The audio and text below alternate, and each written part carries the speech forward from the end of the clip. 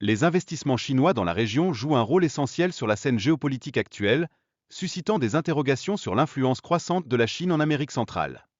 Dans ce contexte, les États-Unis envisagent diverses options militaires pour garantir l'accès au canal de Panama, une décision susceptible de bouleverser l'équilibre régional, soulevant ainsi des préoccupations au sein de la communauté internationale. En réponse à ces mouvements, le gouvernement panaméen a affirmé sa détermination à défendre sa souveraineté contre les intentions américaines, le ministre des Affaires étrangères insistant sur le fait que le canal appartient aux Panaméens.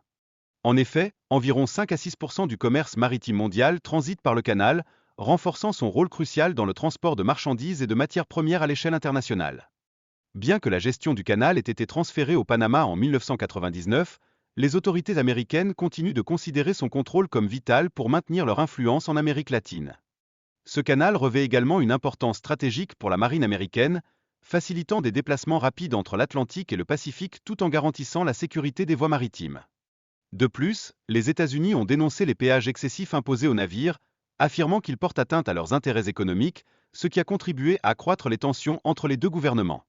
Le président panaméen a réaffirmé la souveraineté de son pays sur le canal en réponse aux accusations américaines, témoignant ainsi de la volonté de Panama de défendre ses droits. Il est à noter que le retrait du Panama de l'initiative Belt and Road de la Chine marque un éloignement significatif de Pékin, envoyant un message fort aux États-Unis sur les dynamiques géopolitiques en jeu. Cependant, l'économie dollarisée du Panama et sa dépendance vis-à-vis des États-Unis limitent ses capacités d'action sur la scène internationale, compliquant ainsi sa position face aux pressions externes.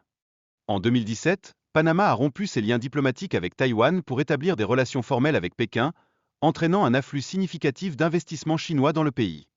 La réponse rapide de Washington face à l'influence grandissante de la Chine a impliqué des pressions pour restreindre les projets chinois, façonnant ainsi les choix stratégiques du gouvernement panaméen.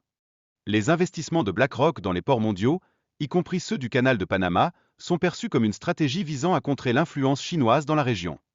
Ainsi, la réponse du gouvernement panaméen met en lumière la nécessité de préserver la souveraineté du pays tout en naviguant entre les pressions économiques exercées par les États-Unis et la Chine. Enfin, les nouvelles taxes sur les navires chinois et l'expansion de CMA-CGM illustrent comment les États-Unis s'efforcent de renforcer leur position dans le secteur maritime.